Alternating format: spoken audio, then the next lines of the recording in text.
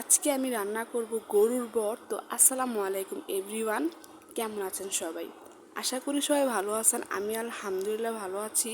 তো আজকে আমি গরুর বট রান্না করব। আমি জানি অনেকেই কিন্তু গরুর বটটা খান না, আবার অনেকেই কিন্তু খান। তো যারা যারা খান না তাদেরকে রিকোয়েস্ট করব ভিডিও থেকে দূরে থাকতে।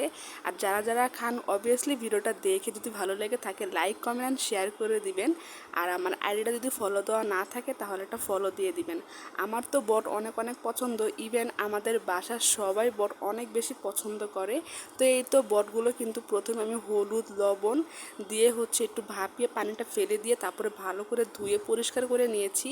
তারপরে এখানে কিন্তু একটা প্যান বসিয়ে দিলাম, সেখানে আমি কিছুটা পেঁয়াজ ভাজাভাজি করে নিয়েছি তেলের মধ্যে।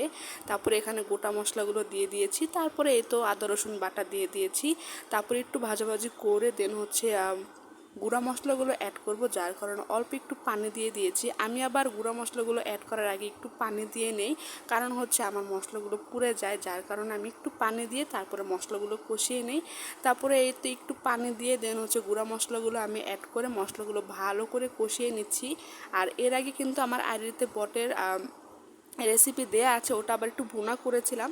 তো ভাবলাম যে আজকে একটু আলু দিয়ে রান্না করি। বট কিন্তু ছোটো ছোটো করে টুকরো টুকরো করে আলু দিয়ে রান্না করলে কিন্তু ভালোই লাগে।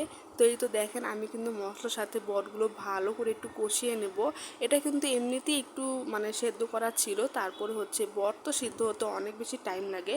তো মশলার মধ্যে কিন্তু ভালো করে একটু সেদ্ধ করে নেব, কষিয়ে নিব আর কি।